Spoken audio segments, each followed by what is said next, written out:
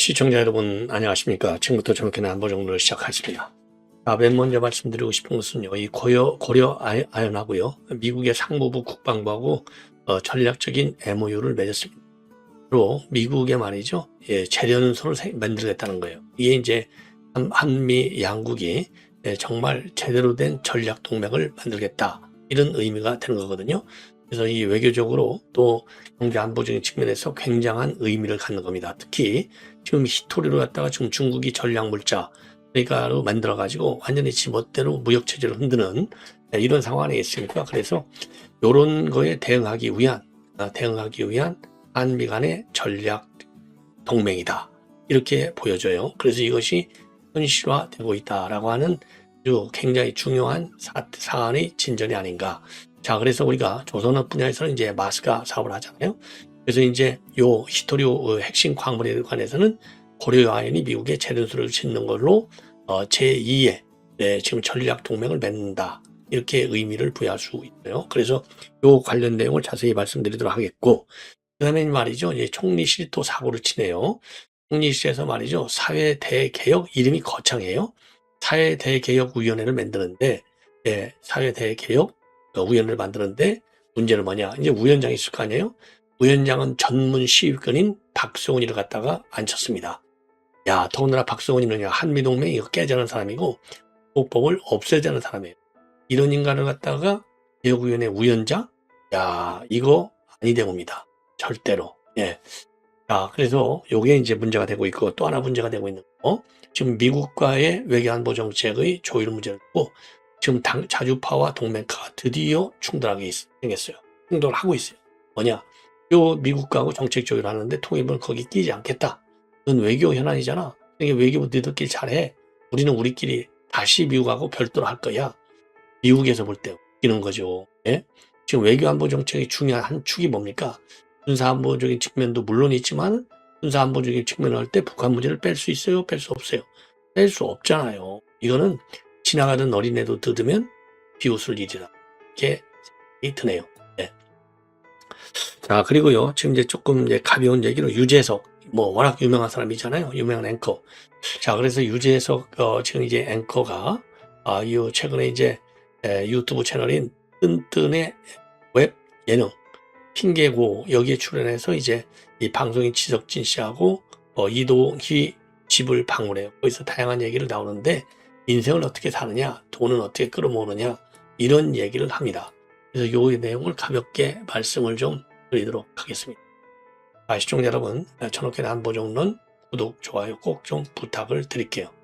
자, 고려 아연이 이제 드디어 말이죠. 그래서 지금 미국에 재련소를 짓는데 문제는 지금 이제 MBK, 그러니까 적대적 관계에 있는 MBK가 과연 어떻게 나올 것이냐가 굉장히 중요한 변수가 될 것이다. 자, 그래서 이게 글씨가 좀 잘 읽지 모르겠는데요. 그래서 이걸 보시면은요, 지금 이제 11조령 투자예요. 규모가 11조, 10조 9천억입니다. 미국 정부하고 현지 기업이 참여하는 합작 법인 형태로 출발을 하고요, 전략 광물을 생산하고 공급하는 거점 역할을 하게 됩니다. 테네시주 니어스타 체린스 부지에다가 지어요. 그래서 여기서 생산되는 광물은 아연, 연, 동, 희소, 금속을 여기서 만들어냅니다. 자, 이 정도에서 이제 개괄적으로 말씀을 마치고 좀 더 자세하게 요 내용을 이제 말씀을 드리면은요, 지금 이제 미국의 고려아연이 말이죠, 미국의 전쟁부 상무부하고 전략적 파트너십을 체결하고 미국 테네시주에 약 11조 원을 투자해서 핵심 광물 재련소 건설에 나선다, 이렇게 밝히고 있어요. 그래서 사업명은요, 미국 재련소입니다. US 스멜터. 그래서 사실상 미국 재련 사업도 지금 멈춰서 있는 거나 마찬가지인데, 고려 아연이 주축이 돼서 미국의 용어 말하자면 제조 부흥 시대를 다시 했다. 조선업이나 비슷해요. 자, 그래서 한미 조선 협력 마스가가 중국의 해양 조선 해운 장악에 맞선 사업이라고 한다면, 미국의 재련소 이 사업은요, 중국의 히토리와 같은 핵심 광물 패권에 대응하는 한미 양국 간의 전략적 광물 동맹이다, 이렇게 평가할 수 있어요. 그래서 고려 아연이 미국 현재 전략광물 재련소를 건설하고 미국 국방부와 현지 방산 기업들은요, 고려 아연의 주주로 참여하는 게 이번 사업의 핵심입니다. 그리고요, 러트니 미 상무장관도 굉장히 적극적이에요. 이 프로젝트에 대해서 테네시에서 추진되는 고려 아이언의 프로젝트는 미국의 핵심 광물 판도를 바꾸는 획기적인 트랜스포메이션을 그다음에 딜 이렇게 얘기하고 있어요. 획기적인 딜이다. 그래서 이를 통해서 미국은 항공, 우주, 국방, 반도체, 인공지능, 양자 컴퓨팅, 자동차, 산업 전반, 국가 안보에 필수적인 13종의 핵심 전략 광물을 대규모로 생산하게 될 것이다. 미국 정부가 더 적극적인 것이죠. 그래서 이번에 이 고려 아이언의 미국 재련소 건설은요, 26년도에 부지 조성을 시작을 해서 29년도부터 단계적인 가동에 들어갈 예정으로 있습니다. 그래서 연간 생산량은요, 약 110만 톤의 원료를 처리해서 54만 톤 규모의 최종 제품을 생산해요. 그리고 생산 품목은 앞에서 말씀드린 대로 아연, 연, 동과 같은 산업용 기초금속을 비롯해서 금운동 등 기금속, 그리고 이 안티모니, 인디움, 비스무트, 텔루륨, 카드뮴, 그리고 팔라듐, 갈륨, 게르마늄 이런 핵심 전략 광물이 대거 포함됩니다. 이와 함께 반도체 황산도 생산할 예정이라고 합니다. 자, 그래서 고려아이언은요, 단일 재련소 기준은 세계 최대 생산 능력을 갖춘 울산의 온산 재련소 모델을 기반으로 해서 재련 기술과 최적의 공정, 그리고 최신화된 제어 시스템을 적용해 약 20만 평 규모의 통합 재련소를 미국 테네시주에 있는 클락스빌에 조성할 예정으로 있는 겁니다. 자, 그래서 재련소 건립 예정지는요, 테네시주에 있는 니어스타 재련소 클락스빌 부지를 지금 가지고 여기에다가 올려 세우는 겁니다. 예. 자, 그리고요, 미국 내 유일한 아이언 재련소가 50년 가까이 운영돼서 아이언 공정을 이해하는 전문 인력 수백 명의 고용 승계도 가능하다. 이러한 인프라를 활용을 위해서 고려아이언은요, 니어스타 클락스빌 재련소 인수에 대한 합의도 도출했다고 합니다. 자, 그래서 재련소 원가 경쟁력을 좋아하는 전기요금도 미국 내 다른 지역 대비 상대적으로 저렴해서 전력비 절감 효과가 큰 만큼 가공비 측면에서도 굉장히 유리하다. 그래서 연방정부와 초차원에서도 각종 지원 방안을 적극적으로 검토하고 있다고 합니다. 예. 자, 그리고요, 이번 미국 재련소 건설에서는요, 미국의 국방부하고 투자자들이 약 3조 2천억 정도를 투자할 예정으로 있다고 합니다. 그리고 고려 아이언하고요, 미측이 공동 투자해서 설립하는 합작 범위는요, 향후 고려 아이언 지분의 10%를 보유할 예정이라고 합니다. 자, 그런데 이제 문제는 뭐냐? 이 고려 아이언 여기 지금 이 문제는 말이죠, 이 적대적 관계에 있는 적대적 관계에 있는 말하자면 이 펀드 회사 MBK 이런 데서 이제 어떻게 나올 것이냐, 이 그 딜에 대해서 이게 하나의 굉장히 큰 문제가 아닌가, 이런 우려도 나오고 있습니다. 자, 이건 이제 이 정도로 말씀을 드리고, 그 다음에는요, 지금 이제 총리실에서 사회대개혁위원회를 출범시켰어요. 근데 위원장에 박성훈이 했는데, 박성훈은 완전히 종북 좌파의 아주 전문 시위꾼이에요. 이런 인간을 갖다가 사회대개혁위원회 위원장으로 임명해? 기가 막힌 것이죠. 그리고 이제 군소 정당들도 들어가고 친여 군소정당과 노조 그리고 시민단체 관계자들이 대거 참여하는데, 요 박성훈 한국진보연대 대표 뭐냐? 반미 활동과 국보법 폐지 운동에 앞장서온 인간입니다. 이런 인간을 갖다가, 그러니까요, 이거 참 큰일 났어요. 그런데 총리실에서 그러면 왜 이런 인간을 갖다가 위원장을 시켰겠느냐? 요 인간이 말이죠, 김민석이의 친형하고 같이 탄핵에 처음서부터 시종일관 윤 대통령 탄핵에 앞장서온 인간이에요. 그러니까 뭔가 이제 뭐 한 자리를 줘야 될 거 아니에요. 그러니까 이런 자리를 주고 있지 않느냐, 이런 비판을 연하이가 굉장히 어려울 것이다. 예. 자, 그래서 말이죠, 이제 그동안에 이 박성훈이는요, 무한미군 철수, 한미동맹 파기를 주장하는 단체에서 활동했고, 한미 FTA 저지운동과 광우병 촛불 시위, 그리고 사드 배치 운동 반대를 주도했습니다. 최근에는 국보법 폐지 국민행동 대표를 맡아서 국보법 폐지 운동도 벌이고 있어요. 그리고 부위원장에는 박지원 민주당 최고위원, 김경민 한국 YMCA 전국연맹 사무총장이 선출이 됐어요. 박주요 인간이 그 밑으로 들어간 기가 막힙니다. 민간 의원 43명도 위촉이 됐습니다. 네, 민간 의원 43명. 참 큰일 났어요. 네, 이게 참 종북 좌파의 극좌 중에 극좌라고 볼 수 있는 것이죠. 네. 이건 이제 이 정도로 말씀을 마쳐고, 그 다음에는요, 지금 이제 그 외교부에서 좀 대미 외교안보 정책 조율을 위한 지금 또 협의체를 만들었어요. 자, 그래서 이제 대북 정책 조율 협의를 하는데, 지금 요 외교 당국 하는 이 정책 조율에는 또 통일부에서는 들어가지 않겠다. 별도로 미국하고 접촉선을 채널을 만들겠다. 이렇게 입장을 발표했고요. 오늘 역대 진보정부 통일부 장관들이 입장을 해놨어요. 한마디로 외교부의 대북 정책을 맡길 수는 없다. 이렇게 입장을 발표했습니다. 그래서 결국은요, 잠재해 있던 동맹파와 자주파 간의 충돌이 불가피하게 터진 것이 아니냐, 이렇게 판단이 돼요. 자, 그래서 이제 통일부 측의 얘기는 통일 문제는 별도로 미국하고 협의해요. 왜 외교안보 협의는 외교 현안을 하지 않나, 이렇게 해서 빼고 있습니다. 들어가지 않겠다. 자, 그래서 16일 대북정책 조율회의를 처음으로 정연두 외교부 연락정보본부장하고 케빈 김 주한미국 대사대리하고 협의체를 가동하는데, 여기에 들어가지 않겠다는 겁니다. 그리고 이미 정동영 장관이 지난 10일 날 기자단 간담회에서도 한반도 정책 남북관계는 국권의 영역이다. 동맹국가의 협의의 주체는 통일부다. 그래서 이 외교 당국 간의 대북 정책 논의에 반대 의사를 표명한 바 있어요. 그리고 오늘요, 임동원, 정세현, 이재정, 조명균, 김현철, 이인영, 옛날 통일부 장관들도요, 일제히 이 문제에 관해서 좀 뭐라고 그럴까요? 절대로 거기 들어가면 안 돼. 이런 입장을 내놓고 있습니다.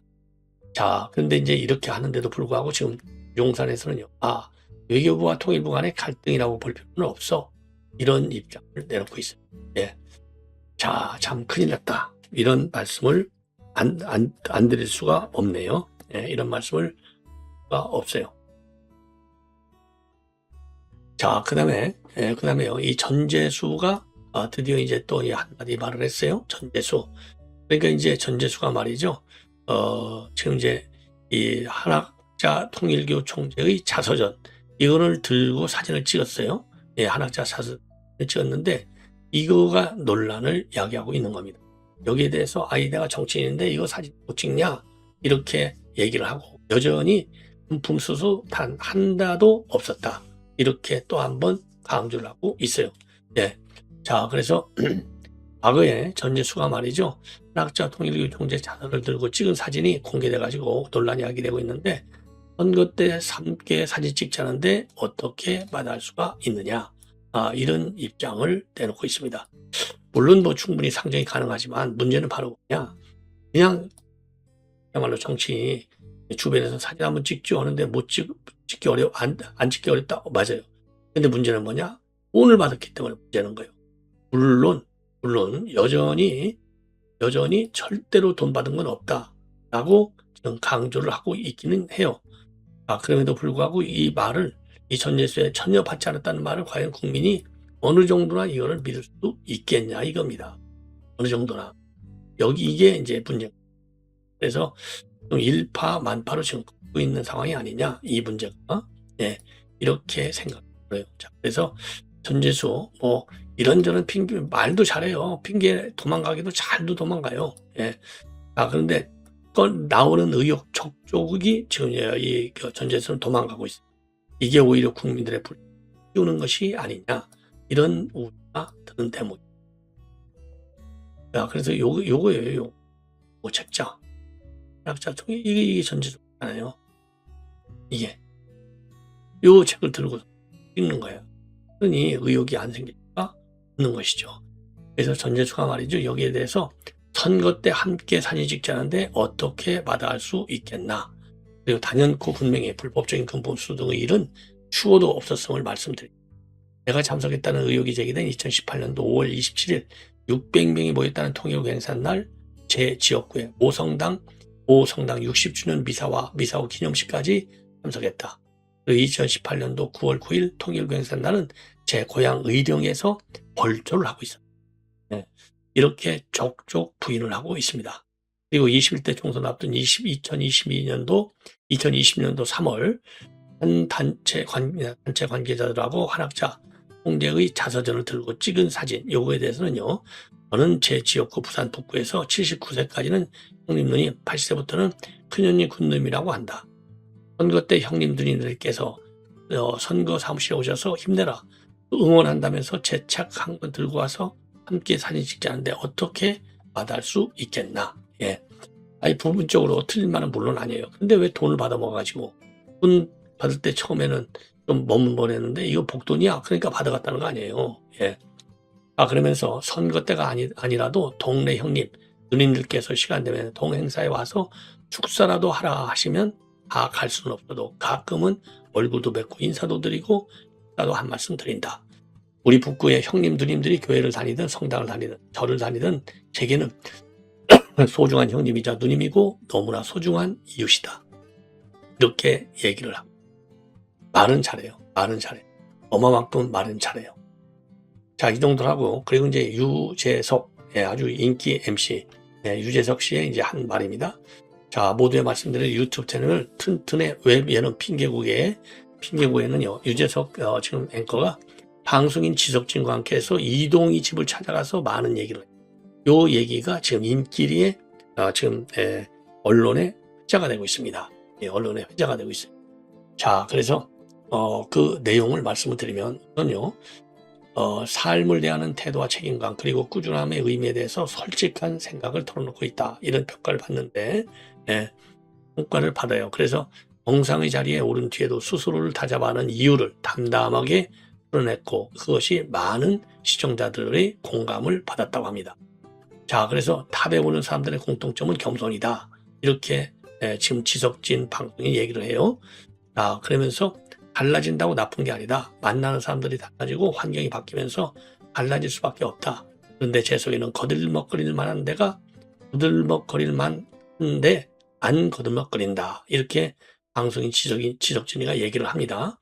그러니까 유재석이 뭐라고 하느냐면 신인 때 저를 본 분이 지금 저를 보면 달라졌다고 느낄 수도 있다. 그때는 20대라 인사도 안녕하십니까 라고 했지만은 지금은 아이고 안녕하세요 라고 하는데 한참 여유로워진 그런 모습을 드러내는 겁니다. 그러면서요, 인생에는 정답이 없다. 저는 한 번도 정답을 찾으려고 살아본 적이 없다. 찾아지지도 않는다. 이렇게 밝히고, 그러니까 이제 이동희도 저도 비슷하도 기대하지 않았던 일이 큰 기쁨으로 다가온 적도 많고 영화 극한 작업도 그랬다. 이렇게 공감을 표시합니다. 그러니까 유재석이가 모든 것은 그냥 오는 것이 아니다. 꾸준히 노력하고 포기하지 않아야 기회가 온다. 가만히 있으면 아무 일도 일어나지 않는다. 귀찮고 힘든 일도 꾸준히 해야 한다. 예. 자, 그러면서 말이죠. 그러면서 저를 걱정하는 분들이 쉬엄쉬엄 하라고 하시는데 좋은 의도인 것 같은 건 알지만 감사하지만 사실 속마음은 다르다. 제가 견딜 수 없을 정도의 일을 벌이지는 않겠지만은 쉬엄쉬엄 하면 이 바닥에서 버티기가 어렵다. 함께 일하는 많은 사람이 있다. 결과가 안 나오면 그냥 우리 외치 오르는 남을 뿐이다. 이러면서요. 본인이 열심히 하지도 않아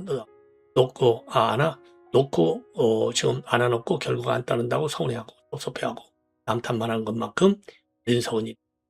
제가 그런 20대를 살았기 때문에 잘 안다. 역과 책임에 대한 고신을 전하고 있습니다. 그리고 또 하나 이제 돈 모으는 것과 관련해서 저축만으로는 요즘 살기가 굉장히 어렵다. 돈의 가치가 달라졌기 때문이다. 네. 그래서 말이죠. 그래서 돈을 모은 것만으로는 충분치 않기 때문에 투자도 해야 된다. 더군다나 지금 물가 상승과 화폐 가치 하락 속에서 단순 저축만으로 자산을 지키기가 어려운 이 현실을 다시 한번 꺼내들고 있습니다. 네. 그러면서 예전에는요, 돈을 모으는 것만이 중요하다고 생각했는데 시간이 지나면서 돈의 가치가 계속 떨어진다는 걸 알게 됐다. 은행에 넣어두면 금리가 나오긴 하지만은 지금은 고금리 시절도 아니다. 이런 걸 젊었을 때 알았더라면 좋았을 텐데 이제야 깨닫게 돼서 안타깝다. 자, 그런데 또 투자는 또 두렵다. 투자라는 게 잘 알지도 못하고 괜히 잘못했다가 원금을 잃을까 봐. 그렇다고 저축만이 정답은 아니다.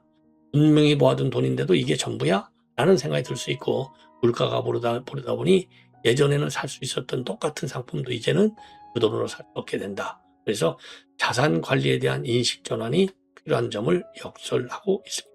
네. 이 정도로 말씀을 드리고요. 제가 사실 말이죠. 요 책을 이제 갖다 하나 소개해드리겠는데, 시청자 여러분들도 여유 있으시면 이 책을 하나 봐보시면 좋을 것 같아요.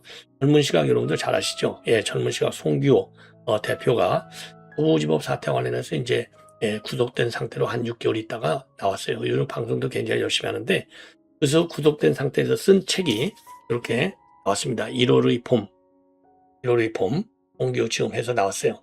그래서 요 책 한번 시간적 여유가 있으면서 가서 봐주시면 굉장히 상당히 큰 경과가 되겠다. 이런 입니다. 네, 여러분 이것으로 본 방송을 마치겠습니다. 많이